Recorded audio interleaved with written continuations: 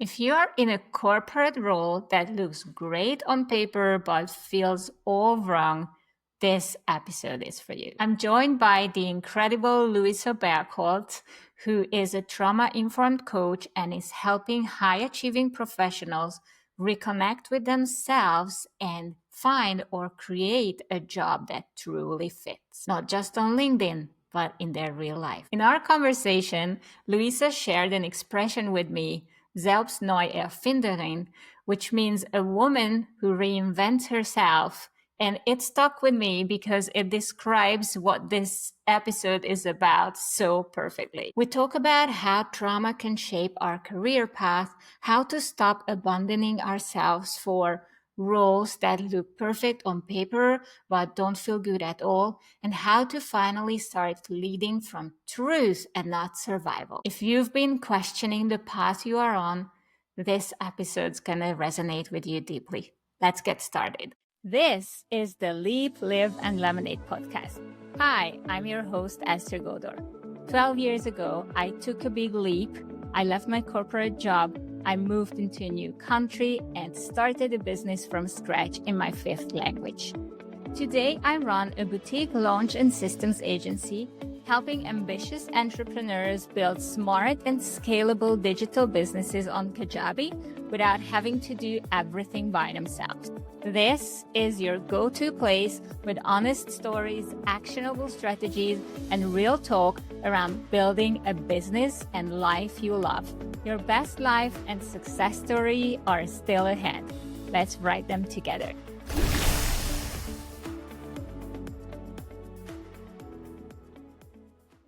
Hey, Luisa, welcome. Hi, Esther. So good to be here. Hi. So good to have you. And I'm super excited that you are connecting from Italy, right? Yes. I have been listening to you on your podcast, which is called Limonata Coaching, right? Mm-hmm. Or your business is called Limonata Coaching. Yeah, exactly. So it's a nice meeting of lemon with lemon.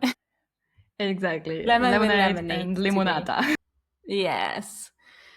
Yes. And I have so many questions, but before we go into that, let our listeners and our viewers know who you are, what you do, and why you do what you do. Yeah. Okay. So who am I? I'm Luisa, and I call myself, well, I think in English you would say someone who reinvents herself constantly. In German, we can put it in one word, but I think this doesn't exist in English. I am German, obviously. And yeah, what do I do? So my business is that I help women, especially actually all kind of genders, to reinvent themselves, to find out who they really, really are, and especially what they really, really want from life and from work. So I'm specialized in work psychology and in helping people find the work that really fits to the people, that we find out what are your strengths, what are your needs, what are your values, and all of these things. And then, find or create the perfect job for you. And why am I doing this? Because I have been searching for my why and the big purpose kind of my whole life, or at least half of my life, and didn't really find the answers. And it took me quite a while to find out what it is that I want to do. Looking back, it's kind of obvious, but well, you live life forwards and then it makes sense backwards, right? Definitely. So yeah, actually it took me a while to understand that I can find the answers only within myself.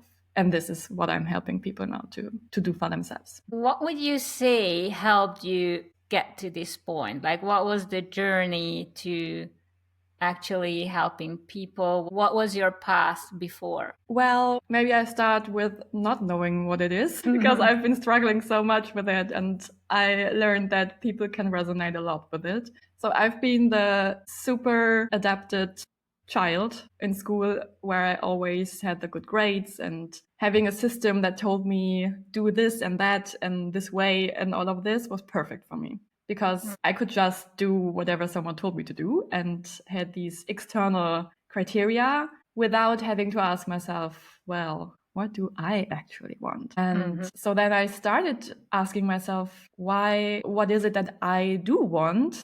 And I didn't find the answers because I didn't really dare to look within myself. And I think a big part of it was that I was scared of what I could find out and that maybe people around me wouldn't like what I find out. And so I was always looking for the permission of someone. And I actually then, I studied psychology, which was more like path of least resistance or something like that. Found my first job, and it was all like no real, or it didn't feel like a real decision for myself. It was just, yeah, okay, I'm doing this. Why not? Or someone offered me to do this, or said, this might be a good fit for you. And I do not have this one turning point, but I have a period in my life where I had different things that happened. I, for example, had an accident. Then I was listening to a book, a German book that's called Your Life is Too Short for Later. I hope that's kind of the right translation, which was very eye-opening for me to see, well, this is actually just my life. And I gotta live my life according to my terms and not anybody else's criteria. And this was my starting point to discover myself and reinvent myself. I don't know. Did this come after? Did this come after a while of already being on the market, like having a job, or did this become clear right after your studies, and were you able to? Oh no! Like know what you want to do? I wish. No, I think, I had this job because I was doing an internship and they liked what I was doing. I got great feedback. And then I thought, well, why looking for another job if I have no idea where I want to go? And then I also had this imposter syndrome thing where I thought, well, nobody wants me anyways. And I asked them, hey, I'm going to finish my studies soon. So do you want me to work here? And they said yes. So also their path of least resistance. And I thought, yeah, I could do that for 1 year, 2 years, and then I could still see what I want to do. And after 1 year, 2 years, it was pretty clear this is not the job that I want to do for the rest of my life. But as I didn't know what else to do, I stayed there. In total, almost 10 years. Wow. After knowing that it wasn't the thing, but for not knowing. Yeah. Wow. Okay. I think you are not alone with this. You're definitely not.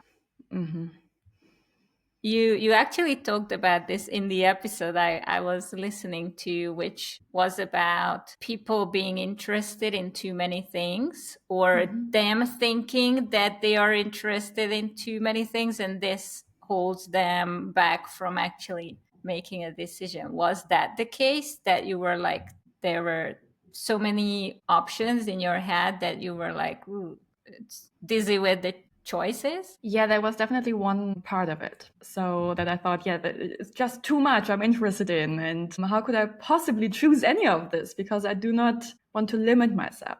And now I know with limiting yourself at least a bit, you get so much freedom out of it, which seems so counterintuitive. But with wanting to have all the options always and never deciding, this is actually the big trap where you're stuck. And there definitely are jobs where you can do things when you're interested in so many things, and entrepreneurship is perfect because you can do everything. One of my clients told me, yeah, you are kind of the head of fucking everything. I like that. Yeah, so there are definitely jobs even if you have a lot of interests, and it's not that I'm interested in everything. There's a limit to it. Definitely. And the problem is our brain, or especially our subconscious, is always like the black or white. So all the possibilities. And it thinks like it's a million things, but it's actually not a million things. It's maybe 100, which still seems quite overwhelming. Yeah. So that was definitely one big part of why I was so stuck. And after another, those 10... Sorry.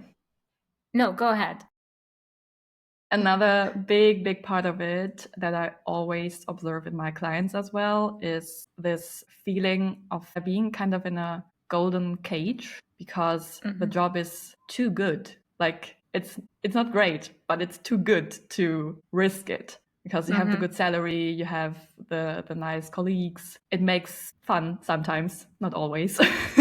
And like it's okay. And then there's always this fear of what if it might get worse if I change. And Is this there? was You know, when I changed, I had the golden cage, but it was bad enough for my mental health that I needed the change, and I never thought it could be worse. And then there were times when it was, but I never thought of it. I was like, it's gonna be amazing. And then there were those moments when I had to wake up. But yeah, okay. So there are others who might be like, okay, it might not just be that amazing if I switch. It might actually be worse. Yeah. I mean, people move or change if there's enough pain or if the goal is desirable enough. Yeah. So most people change because of the pain. Rarely they change because something else seems more attractive and desirable. And I was definitely one of the people who, needed some pain. It's always, I wouldn't say it's easier, but you definitely have more capacities if you choose to change something before it gets really, really bad. Like if your health is already struggling, then you need more energy and more resources to get yourself out of there. But if you're coming from a good place where your health is great and everything's great and you just want it to be better, at least objectively it's easier. But our mind tells us, but why risk it if it's already okay right now? Yeah, maybe if it doesn't hurt that much, then it's actually okay. Couldn't it be? So what made you, after those 10 years, what kicked you in the butt? What made it possible for you? As I said, there was not this one moment. Other people have these stories where they say there was this one moment, and I'm like, I don't have that. I have different incidents, like reading this book, listening to a lot of podcasts. I did start a coaching as a coachee. I was like, I want to find out what it is. It didn't help me that much at this time, but it was one of the parts coming together. And then I was pretty open about my changes with my employer. And actually, I got the chance to go to, because I was working as an HR consultant, and then I could go to, well, not one of our clients, but they could have been our clients, and work with them as an interim manager. Do you call it like that? Yeah. Yeah. Yeah. Yes. Okay. Yeah. So, and then I noticed, because before I only had this one job, I only knew this employer, and this was the world for me. And then going in another environment and seeing I can actually work here as well, and I also get great feedback, and there's so much more. This was one part of it, of discovering I'm not stuck here. There are more things, and there's definitely more potential of what I could do. Then I dove into the topic of new work, which fascinated me, and I read all about it and listened all about it, and thought like, okay, work has gotta be different from what I know it to be, and I do not want to be in this trap of working is this from 8 a.m. till, well, not even 5 p.m. because I mostly worked longer. But it doesn't have to be like this. And it doesn't have to be this strict exchange of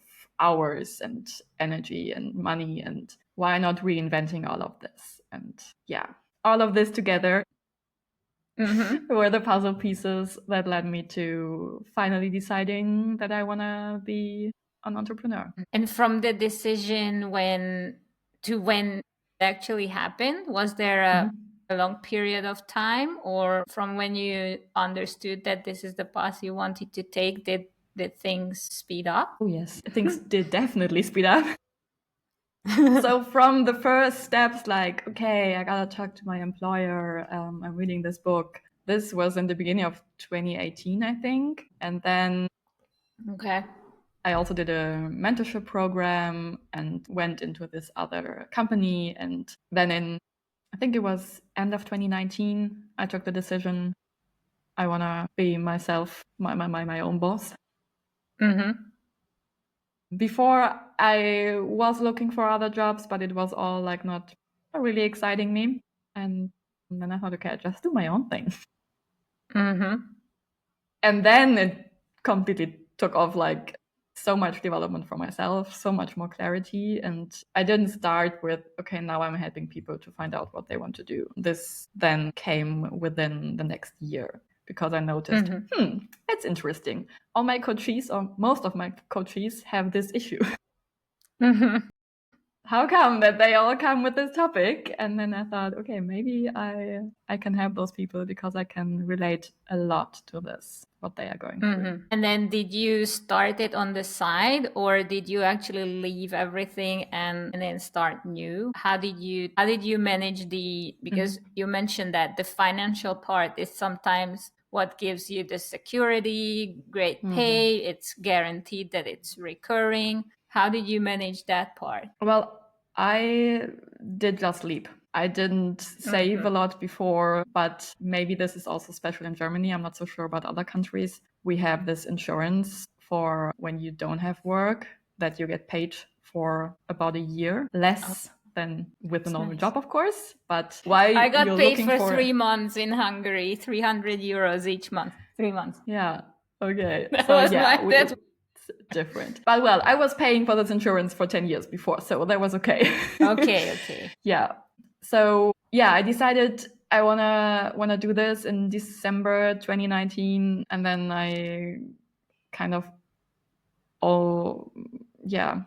it wasn't the same day that I handed in my my notice within 2 weeks, I think, and then I left the company in April of the next year. And yeah, there was not so much time to save anything. It just actually in my mind, and now looking back, it's kind of naive maybe, but sometimes being a little naive is good. I thought, okay, I just gotta figure out within this 1 year how I'm going to do it, and if it's not working within 1 year, I can always go back to a normal job. So what's the big risk here? Actually, there is no big risk. And then I'm a person who, if I'm doing something, I'm doing it like I'm going all in. 100%.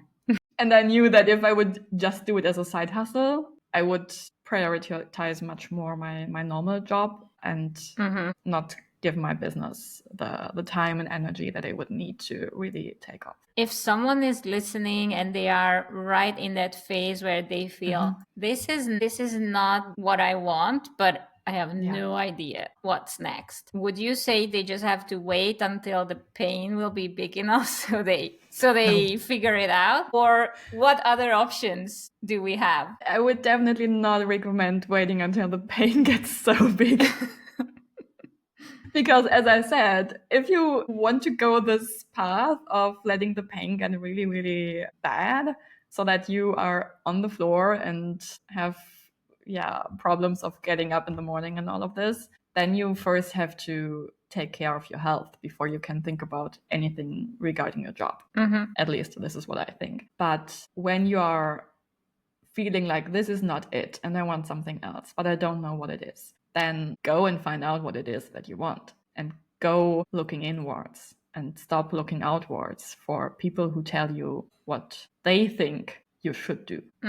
Because there are so many books, and I also wrote a book, but I mean, it's cool to write a book or to read a book, but a book cannot really tell you what to do. It can give you some insights or some ideas or some questions, but a book alone won't help your problems. Same with all these tests that you can take. Of course, you can take the personality tests and whatever kind of tests, but no test will be able to give you the one result of this is it. This is the one job that you should do. This is the business that you should do. And this is, well, now I would say, because some years ago I would have said, yeah, but I want this. This would be so perfect if something could just come and tell me what it is. Now I'm saying it's a blessing that this doesn't exist, because it's your life and you gotta you are the boss of your own life, so you should take the decision. There is this saying, action creates clarity, which we often listen to from James. And Yeah, I so believe in that because it totally. might not be the perfect decision, but it's at least moving you towards something, like finding out maybe what doesn't work, and it always gets you closer to what works. At least in my case, like we talked about this with you in our prep session, that I wasn't doing great on recording solo episodes and I was just waiting for it to happen. And now you got me into actually start recording, and I'm not super happy with all of them, but at least I'm doing it. So Yeah. and now I have a date for the podcast to actually launch. So Yes. yeah. But yeah, sometimes having someone keep that space for you, hold space for you, is great. Because I was just like in my own little bubble, and you were like, okay, so tomorrow you're gonna send me a message that you did it. And I think I literally did it, so I can actually send you that message.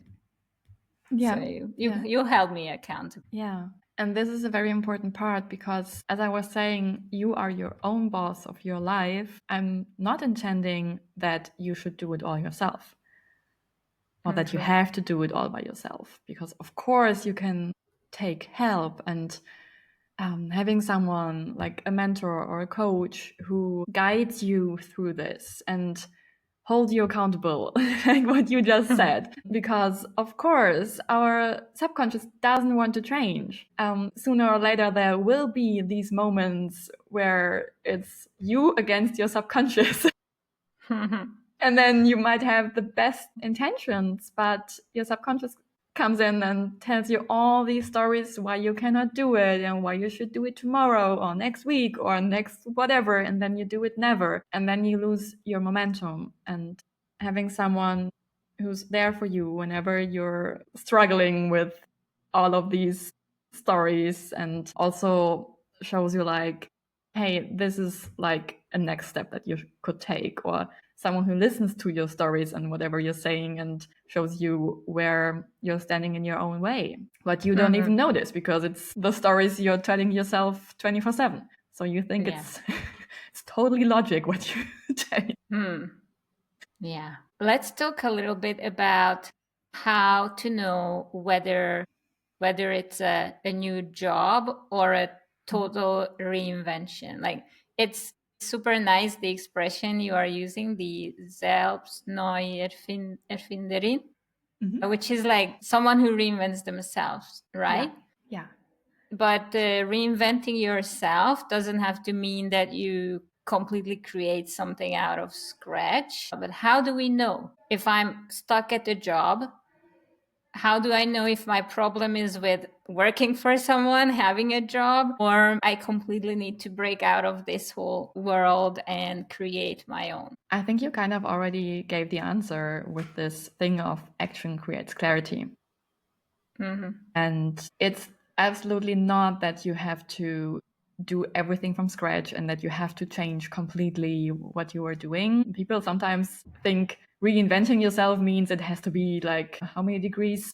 180, like a completely different direction. And this is not true. Actually, the term of this Selbstneuerfinderin was born when I was still in my old job. So things didn't change that much externally, but internally, I had changed so much. And I was changing things in the current job. So I was doing like the job crafting. Do you know this concept? Job crafting? I'm not sure.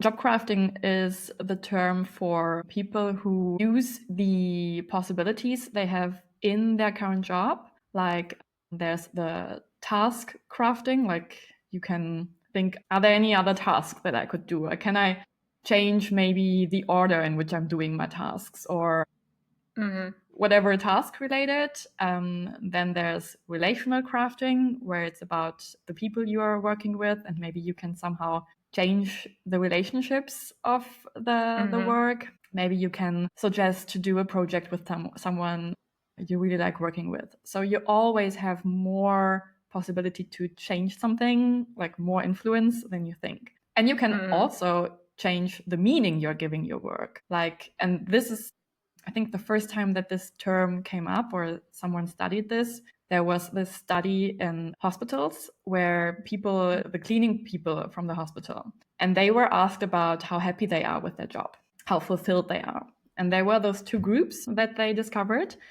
The ones who were very happy and fulfilled and thought this is something important they are doing, and those who were not happy and not fulfilled and just did like the job according to the job description. And the big difference between those two was that the happy ones, they used these possibilities of putting their self or themselves in the job. So they did not just do the work they were supposed to do, but they saw themselves as ambassadors of the clinic. Like they were talking to the patients, or they were decorating a little bit the rooms so that they feel more at home and really saw the patient.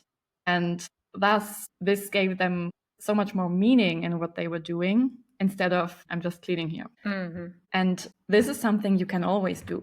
You do not have to quit. You do not have to, whatever.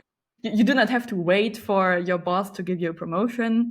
You just look for, okay, what's important for me? And already showing up differently, giving in your ideas and things like this can change so much. Yeah, thinking back to the jobs I was doing before, this can become especially difficult if you are a very small part of the huge machine, which happens a lot in corporate, that you are like, okay, I have to close out 40 tickets today.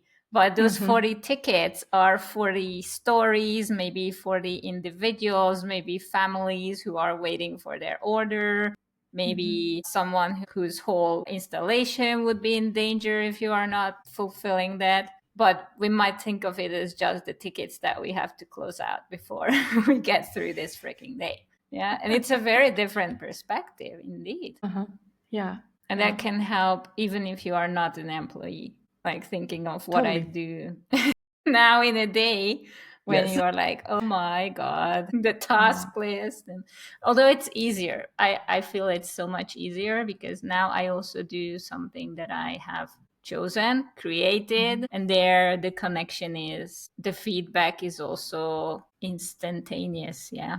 Like that's for true. you as well, I guess working now with your clients is probably very different than when you were an HR person. Yeah. Yeah. Or would you say you are doing the same job? No, I'm not doing the same job.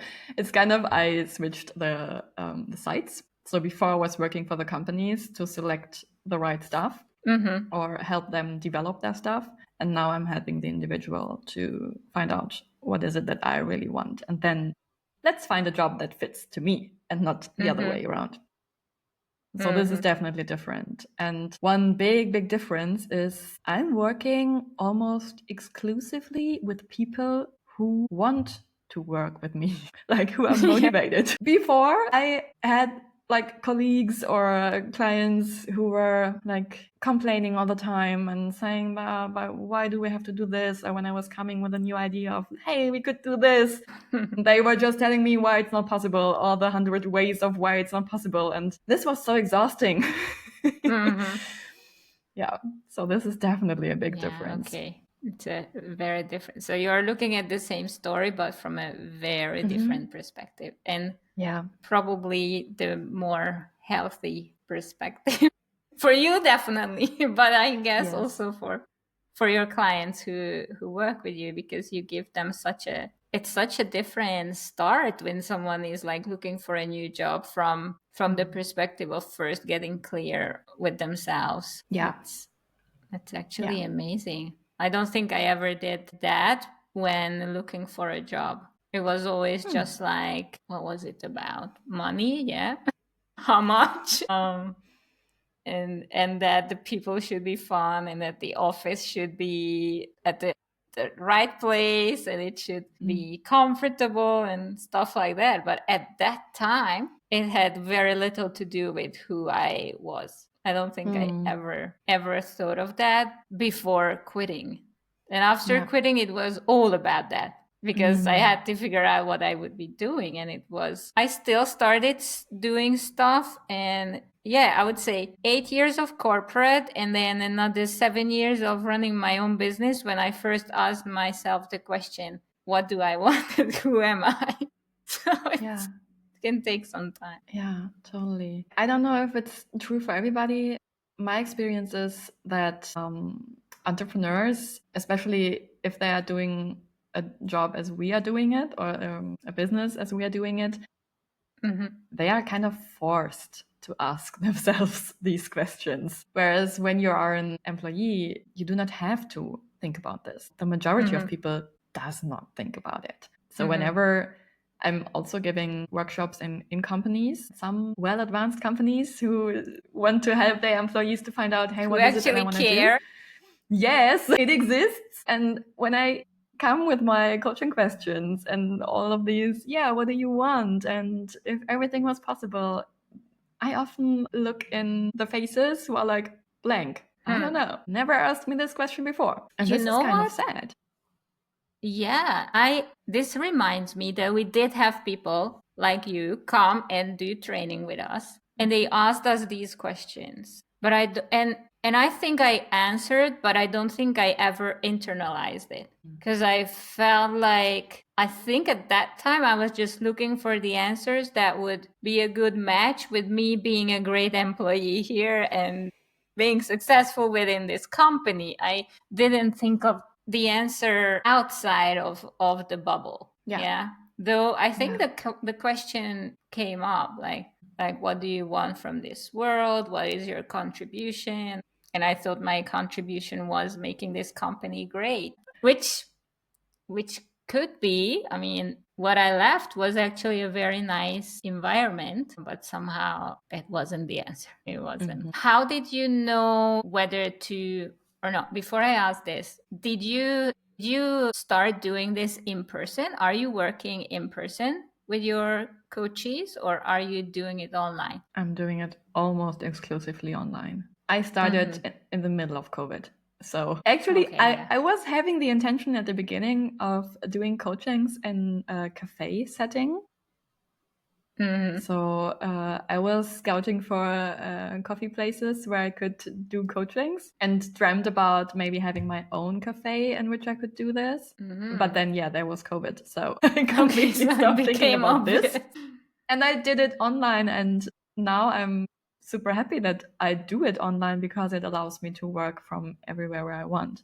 So I couldn't be in Italy right now if I would be doing it in person. And I couldn't work with the people I am working with because I'm having clients from all over Germany. And sometimes they also are somewhere else, like traveling. And I had someone, she was German, but she lived in New York, for example. And she could just dial in Zoom and we could do our session together, which was great. Yeah. How did you know that you would do this in German? Because if it's online, it could be other people outside of Germany, maybe who speak English. And I know that if someone reaches out to you, you would do it. But what made you choose German? I come across people being stuck at this point, like, okay, I'm gonna do something online, but I don't know which language. And then they start out in multiple languages. That's what actually I did with mine. And then you realize that every language is almost a separate business, because you can't just duplicate, triplicate yourself, and then you finally make a choice. But if someone is still before this whole process, what was your experience, or did it even come up that it could be English? Honestly, I didn't really think about it. I just started in German. And so it was obvious that it was kind German. of. I mean, I have always been very keen to international settings, studied bilingual, trilingual, whatever. And really love to work in international settings. And I had especially one friend who's always asking me, but why are you not doing it in English? But when I started, I didn't really ask me this question. I mean, I did offer some workshops in English, for example. I also did some workshops in French. But I mean, I I think there's still so many people in Germany who need my help. And a lot of them feel more comfortable when it is in their mother language. And of course, you always have some specifics depending on which country you're living in. If I would want to help someone in the US, I would have to get, at least for advising them on the job market and how this all works, I would have to dive into that because I never applied for a job in the US. Okay. So yeah, guess it's not that different, but yeah. I mean, I've been thinking about starting doing it in English as well, but as you said, this is kind of having a second business. So it definitely is. It definitely is. I have these little things that I have agreed with my husband so that he should remind me not to do ever again. One is renting a physical place for a business. Another one is starting in another language. That's so good. And there is also no more employees, only collaborators. These Interesting. I would love to hear more about why those criteria. Why the employee one or the or well, kind of all the three. The language thing I think I already know, but the others. I think it all goes back to past experience that made everything more complicated. And the no more employees definitely has something to do with being still a small business and having employees in Spain and everything that it brings with itself. I was literally, because I used to, actually, I think I did have to leave the corporate job because I was taking too much of my team's struggles on me mentally. So I don't think I was able to handle it properly when someone, I couldn't help someone further. Or there was a year when I had to let go of people like in groups, and that really took a toll on me. And then here in Spain with my first business, I had a group of 4 employees and 3 collaborators who worked for me. And when it all had to end, it was terrible on me for the employees, like them losing their job because of me stopping the business. And I think it all ended in a way that took a toll on me. Like it still feels like the responsibility. I mean, I'm still responsible. If I'm collaborating with someone, I'm still responsible for delivering on whatever I promise. But when having people whose full income is 100% dependent on me, I think I'm not the greatest on handling the weight of that. Yeah. So that's about the employees. Physical place. Why no physical place? Because I love to move things around. I love to change things around, and I always regret when something ties me somewhere. Yeah. And it's that I did have beautiful physical places here in Spain, which I rented, but it was also too much to handle. But mostly that it ties me. It doesn't give you the freedom, like you said. You are now traveling, and you can easily keep running things. Yeah. Totally. Yeah. Totally. That's interesting with the employee thing because I feel like I'm not ready to be responsible for 100% income of someone. And I think it's something you grow into, don't you? I definitely didn't grow into. At the age of 28, I was promoted and ran a group of 60 people. Wow. And I think I was almost the youngest of all those people. And maybe, I don't know if we dig into it, maybe there's even a trauma that I wanted the promotion. People saw it in me, but I definitely wasn't growing into at the pace it should have happened. I had the first team when I was 25, that was like 8 people, then 10, 12. And maybe there could have been a slower pace that could have made me the person who is able to handle that. Yeah. But when I did it, I wasn't. And then I tried to still make it happen. But yeah, I could tell you the exact stories with the names of people on the decisions that I'm regretting still today. And if they are listening now, I'm sorry. I really am. Oh my God. And you were doing the best you could at this time. Yeah. And yeah, I didn't know better. But Yeah. probably when companies make such decisions, they could. And maybe today there is more help in such a situation. I don't know. This was more than 10 years ago, 15. There Guess was it depends not on the much company. you know, we had all these courses of what were they called, like hiring the best. There was that one. There was something about being the best manager. We even did the Stephen Covey 7 Habits training. So they sent us to amazing trainings. Okay. It was a great company. Maybe they wanted to help me. Oh my God. Yeah, probably they did. But sometimes we are just not ready to receive the help. Yeah. And yeah, so I repeated the experience with having my own team. And I think now I can say I tried it enough, and I can grow in other areas. Yeah. And now I work with many collaborators, and I couldn't be happier. And I work with a team of VAs. Yeah. And they are on someone else's team who is amazing, actually. But I see her going through that sometimes, as she's very openly sharing on socials.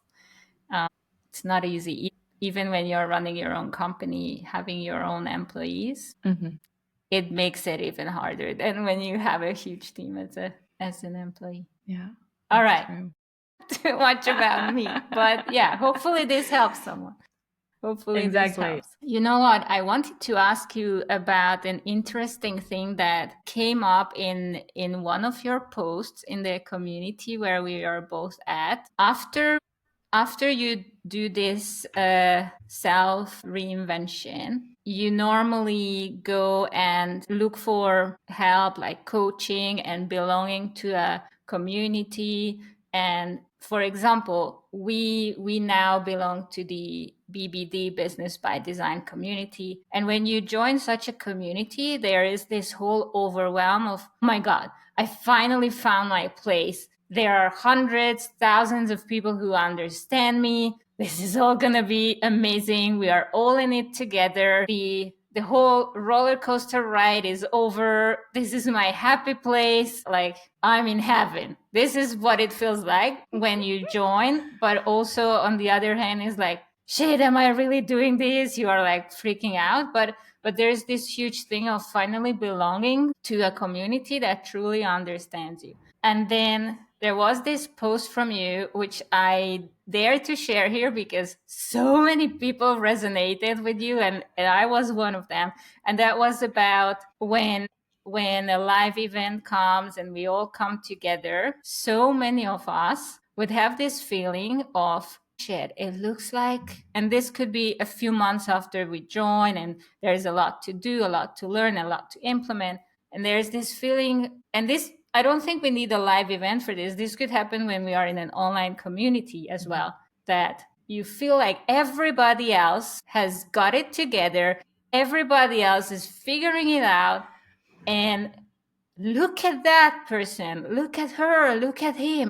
My God, these people, they are all succeeding, or they are all connecting. And what the fuck is happening to me? Like, why am I behind, or why am I not connecting? What do you think? How is this even possible after that? Like, finding our place, finding our people, and sometimes this still creeps in, like, everybody else is okay, but I'm not. And then so many other people thinking the same, but we don't share. So everybody is just dwelling in their own little like shit puddle or whatever. And it was amazing that you called it out, or you shared your side. But I think it was even it wasn't surprising to me, but to you it might have been how many people actually thought the same. about themselves. Yeah.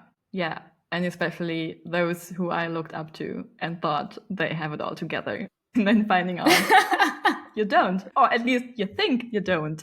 Because, this is really super interesting because people also told me that they were looking up to me while I was thinking, I don't even belong here. And what do I have to show? Mine was like, I was thinking the same about me, but I met you a couple of months before that post, and I definitely thought, oh my God, Luisa is a badass. She just has it all together, and I don't even know what am I doing with these people. And she's one of them, and you still are for me. But it's interesting, how does this happen in our head? I think it's that we have these deep wounds within ourselves, mostly somewhere in childhood, but maybe even like from generations before us. We have something of, I'm not good enough, I'm not lovable, I'm not important enough, whatever it is. One of these deep root limiting beliefs. And just because we have external success doesn't mean we do not have those beliefs anymore about ourselves. And especially people who have a lot of success in the outside often are very, very driven to get all of these successes because they think, if I just have enough external validation, then my wound is healed. But this is not how it works. So I guess you can be a millionaire or whatever, but if you're not looking at these wounds, you still feel like, what am I doing here? I'm an imposter. They are going to find out I don't belong, and all of this. And this is why this personal development work is so important, so that you don't limit yourself with those old stories. How do we know that we are in it again? How can we remind ourselves, and how can we get ourselves out of there? What's your best way besides writing such a post? And actually, probably with people's reaction, you probably forgot about that thing instantly, or from at what least do you mean what by I forgetting saw. about it? Forgetting about limiting yourself, seeing how people see you, and realizing, well, or not really not makes instantly, you forget it instantly. It was very eye-opening for me to see that so many people resonated, and then I was putting people on a pedestal, and then hearing from them they were putting me on a pedestal, and it's kind of, what are we doing here? Yeah, everybody we are all thinks crazy. they do not belong, even though first, as you so beautifully explained or described, this feeling of coming in such a community where you feel like, wow, I finally can breathe because they are all like me, and then it's, oh no, maybe I'm not like them. So I think doing this again and again and again, like sharing vulnerably about what you're experiencing and talking about it with those people, and then kind of devalidating those limiting beliefs because you're getting these proofs externally that this is just bullshit what you're thinking. This is one thing of it. And also, like, doing it anyways is also a big part of it. And then depending on how deep the wound is, my experience is that you gotta really look inwards and restructure or reprogram those beliefs. So some beliefs you can just reprogram by getting this insight of, it's just not true. Yeah, okay. Yeah, we have to replace the thought. Yeah, it's not enough to prove that it's a lie or it's an invention of our mind. We have to replace it with something. Yeah, and then if it's if this limiting belief roots in an experience you had in your life, maybe as a child, then this can help to go back to this memory and see how you created your story around it, like what meaning you gave it, and then rewriting the story.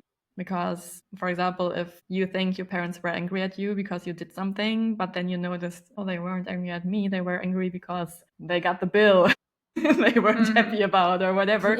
But we as children always think it's about me.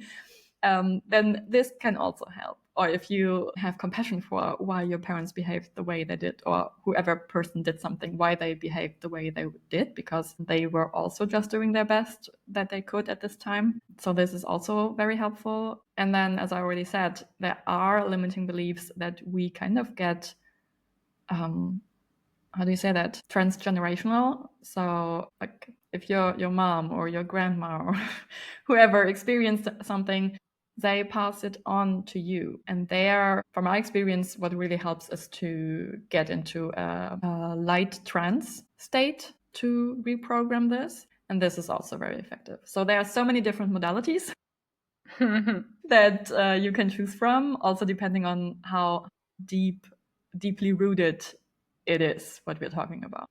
What would you say was your biggest rewritten story throughout your entrepreneurial journey? You mentioned the one that you rewrote about fitting in, being the person who matches the expectations. That was more while you were still at your original jobs, I think. Later, when you started the entrepreneurial journey, can you think of a very significant one that you had to rewrite? I think I'm probably still rewriting different stories because it's like with an onion, with the different layers. You always get a little bit deeper.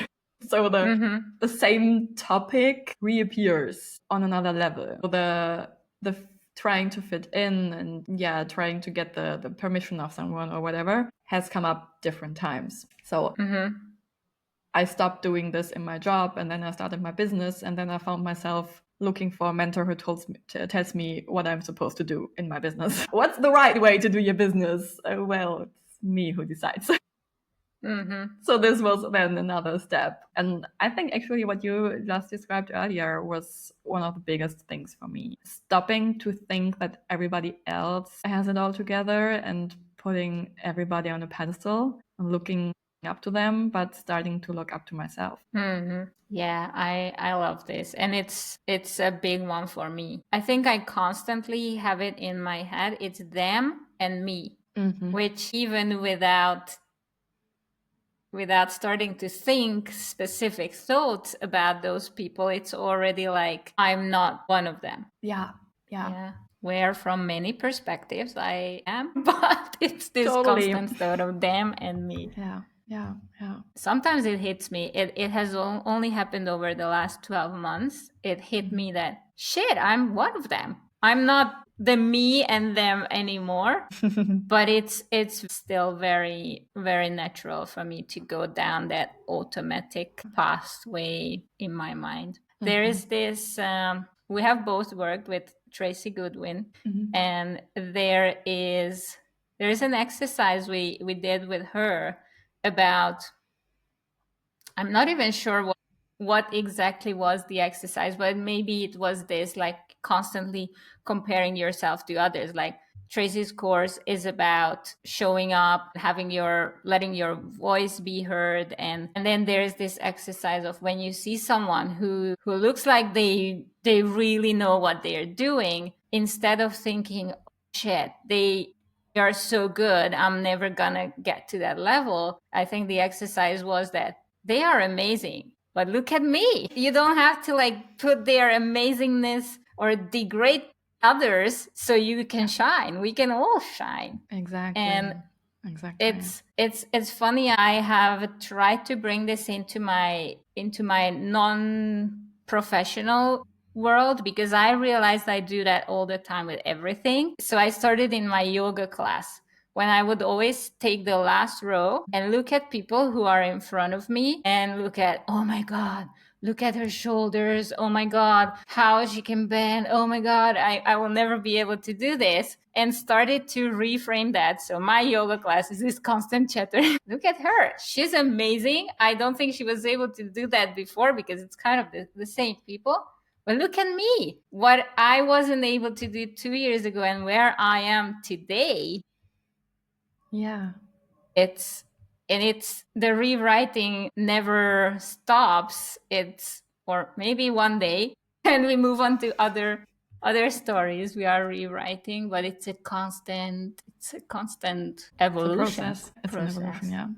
Yeah. So true. Another important thing was stopping to think about what others think about me, like the whole visibility thing, and being okay with people not liking what I'm doing. Also there, I think I'm still in the process. I'm not there yet, but especially with Tracy's work, this is maybe why I'm thinking about it right now. I learned a lot about not caring so much about what they think and really owning my story, owning my opinion. And if others don't like it, okay. But if I don't own my story and my knowledge and all of this, how could people who resonate with it possibly get into my world if I just don't share it?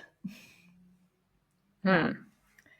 This was also important. Does it happen that someone doesn't is like what you do doesn't make sense? Like your work to me is obvious that it's very positive, or would you get comments where people disagree, like under your It's videos? rare, but it happens. Yeah.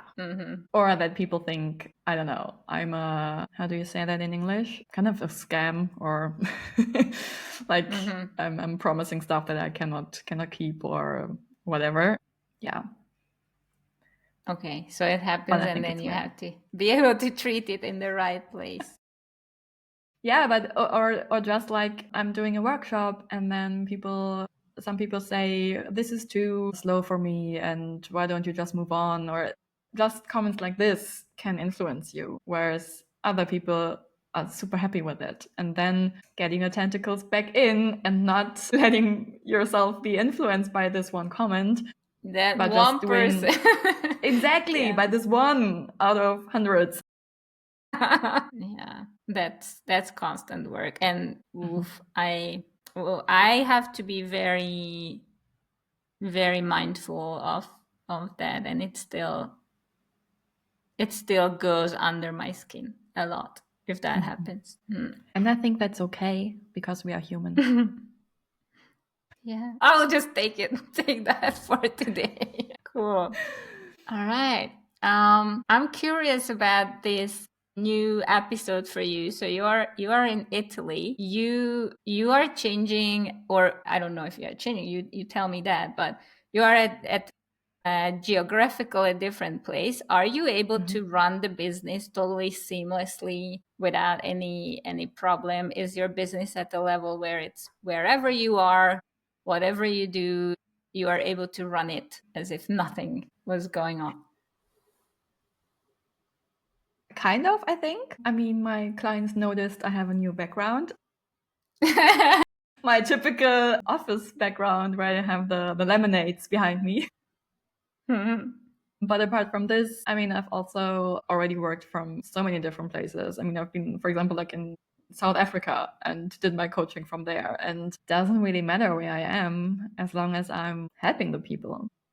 So this is important, and then that I'm in a good state so that I can offer the best version of myself for them. Yeah. So I think the only thing that is still kind of dependent on, but it doesn't have to be me, is that I'm sending out welcome packages to my new clients.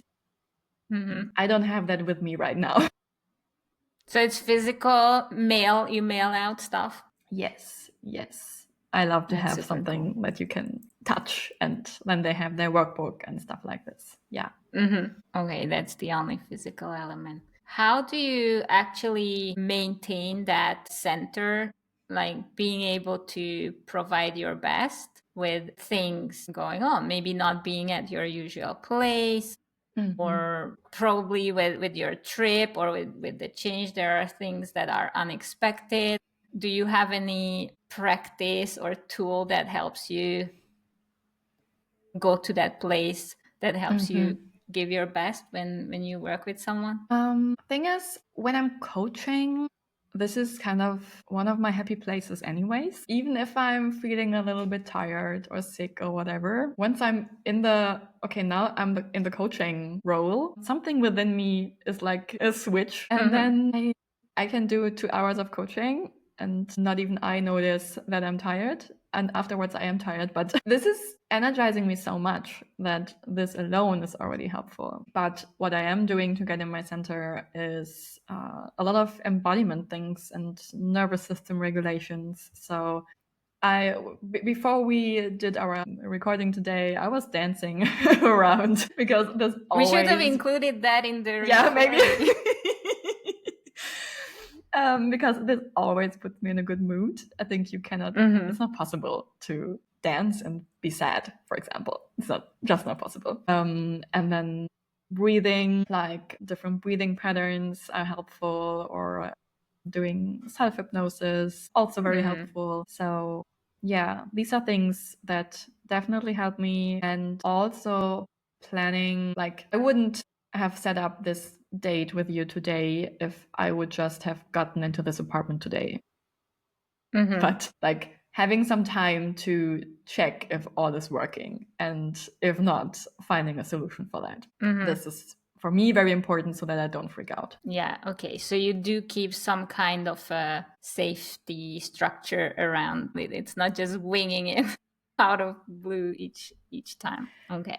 Yeah, definitely. All right. Do you use these tools with your clients as well, or is it more like because I mentioned to you that when I went to those trainings, I learned a lot, but they were still very much practical, like checklists to make sure that I am these 10 things, and then everything will be okay. And there was very little slowing down and actually connecting with myself. How should we imagine your work? So if I'm someone who is like, ooh, I think I could use her help, what should people expect? It can be a range of all kind of things depending on what it is that people need. So yesterday we had a coaching session where we did dance together in the group, and everybody was loving it. And afterwards,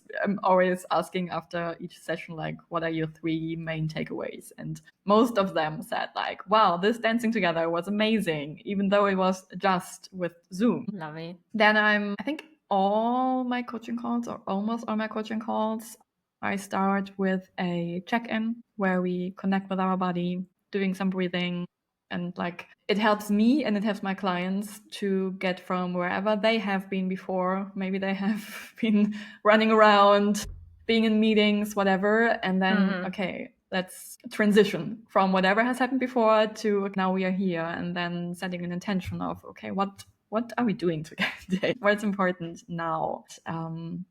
Just yesterday, I had this one woman who was sharing that she wasn't happy with the feedback that she got from other people because to her it seemed so tight, like they don't see her full self. And then we discovered you're not showing your full self. You're limiting yourself. And it was pretty emotional because she then discovered, well, I'm not even seeing my full self. And somehow I kind of lost contact to my needs. So she got the homework to check in each day several times with a simple question of, how am I feeling right now? So yeah, sometimes it's the slow things or it's not like rocket science, but we forget these super simple tools. Yeah, we expect those fully new and huge things, and we might forget. Yeah. I love that. I love that you are not just doing the switch for yourself, but for everybody else who's in that session with you. Yeah. That sounds amazing, whether it's through the dance or something else. Sorry, you wanted to add something. I just wanted to say, instead of checking off another 100 points on your to-do list, letting go of the to-do list and checking in, what does my body tell me?